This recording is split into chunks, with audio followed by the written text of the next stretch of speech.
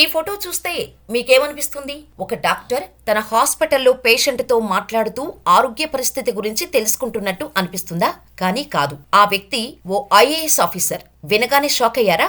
ఇలాంటి ఐఏఎస్ అధికారులు కూడా ఉంటారా అని ఆశ్చర్యపోతున్నారా? అవును, ఇది నిజంగా జరిగిన ఒక సంఘటన. ఐఏఎస్ అధికారి అవ్వకముందు ఆయనకు డాక్టర్. ఐఏఎస్ అధికారి, అందులోనూ డాక్టర్. మరి అలాంటి ప్రవర్తన ఏంటి?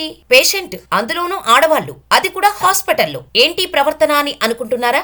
అయితే అసలు ఏం జరిగిందో తెలుసుకోవాలంటే ముందు చిన్న రిక్వెస్ట్. వీడియో చివరి వరకు ఎక్కడా స్కిప్ చేయకుండా చూడండి. అప్పుడే మేమిచ్చే ప్రతి ఇన్ఫర్మేషన్ డీటెయిల్డ్ గా అర్థం చేసుకోగలరు. ఇక వీడియో చూశాక మా ఇన్ఫర్మేషన్ నచ్చితే లైక్ చేసి మా ఛానల్ ని సబ్స్క్రైబ్ చేసుకుని పక్కనే ఉన్న బెల్ ఐకాన్ కొట్టేయండి. ఇక చివర్లో మీ అభిప్రాయాన్ని మాకు కామెంట్ చేయడం మర్చిపోవద్దు. ఛత్తీస్గఢ్ ఐఏఎస్ అధికారి జగదీష్ సోంకర్ ఐఏఎస్ లోకి రాకముందు డాక్టరే ఆయన ప్రధాన వృత్తి. ఇక ఎప్పుడైతే ఐఏఎస్ కు ఎంపికయ్యాడో అప్పటి నుండి డాక్టర్ వృత్తిని ఆపేసి పూర్తిగా ఐఏఎస్ ఆఫీసర్ గానే విధుల్లో ఉండటం ప్రారంభించాడు. అయితే ఈ ఫోటో చూశాక వీడేం ఆఫీసర్ రా బాబు, తోటి మనుషులపై కనీసం గౌరవం లేకుండా ప్రవర్తిస్తున్నాడు అని అనుకున్నారంతా. అయితే నిజానికి ఇది 2022లో జరిగిన సంఘటన. అప్పుడు ఈ ఫోటో సోషల్ మీడియాలో తెగ వైరల్ గా మారింది. ఈ ఫోటోపై సోషల్ మీడియాలో అనేక విమర్శలు కూడా ఎదుర్కొన్నారు. కొన్ని వేల మంది అసహనం వ్యక్తం చేయడమే కాదు, ఆ ఆఫీసర్ ని తిట్టిపోశారు. అంతేకాదు, ఆ ఫోటోపై ఐఏఎస్ అధికారులతో సహా ఛత్తీస్గఢ్ ముఖ్యమంత్రి కూడా స్పందించడం గమనార్హం. అయితే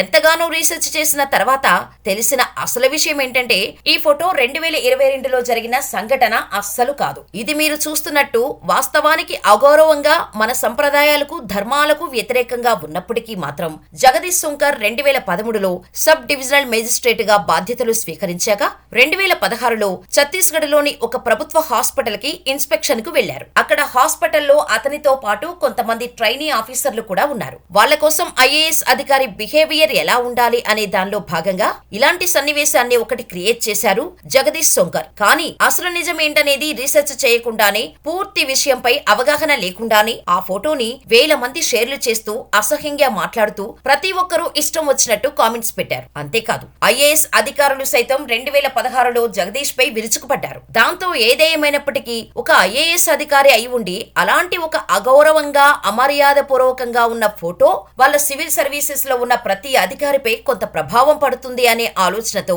ఓపెన్ గా ప్రతి ఒక్కరికి సోషల్ మీడియా ద్వారా క్షమాపణలు కోరాడు జగదీష్. అయితే అదే రోజు అదే బట్టలపై ఇంకా కొన్ని ఫోటోల్లో కూడా జగదీష్ కనిపిస్తున్నాడు. ఈ ఫోటో చూడండి. ఒక స్కూల్లోకి ఇన్స్పెక్షన్ కు వెళ్లిన జగదీష్ చిన్న పిల్లలకు కింద కూర్చొని వైద్యం చేస్తున్న దృశ్యం. అలాగే ఒక సందర్భంలో సామాన్య ప్రజలతో చర్చించడానికి అందరితో కలిసి కింద కూర్చున్న దృశ్యాలు కూడా ఉన్నాయి. కానీ అవేవి మనం మాట్లాడుకున్న ఫోటో అంతా వైరల్ కాలేదు. అయితే ఐఏఎస్ గా మారిన డాక్టర్ జగదీష్ సోంకర్ వాస్తవానికి మధ్యప్రదేశ్ కు చెందినవాడు. అతను ఇండోర్ లోని ఎంజీఎం కళాశాలలో ఎంబీబీఎస్ పూర్తి చేశాడు. స్థానిక మీడియా నివేదికల ప్రకారం డాక్టర్ సోంకర్ తరచుగా తన డ్యూటీ నుండి కొంత సమయాన్ని ప్రత్యేకంగా సామాన్యుల కోసం, పేదల కోసం కేటాయిస్తారు. రోగులకు ఉచితంగా చికిత్స చేస్తాడు. టూరుకు వెళ్లినప్పుడల్లా ప్రజల బాగోగులు అడగటం మరిచిపోరు. ఆసుపత్రి సందర్శనల సమయంలో అతను స్వయంగా రోగులను వారి అనారోగ్యం గురించి అడగటం ప్రారంభిస్తాడు. గ్రామీణ ప్రాంతాలకు వెళ్లే సమయంలో అతను తరచుగా ప్రజల మధ్య కూర్చొని వారితో మాట్లాడటం ప్రారంభిస్తాడు. దీని కారణంగా అతను త్వరలోనే ఈ ప్రాంతంలో మంచి ఇమేజ్ సంపాదించాడు. అయినా కానీ ఎప్పుడూ ఎవరికీ అతని గురించి తెలియలేదు. కానీ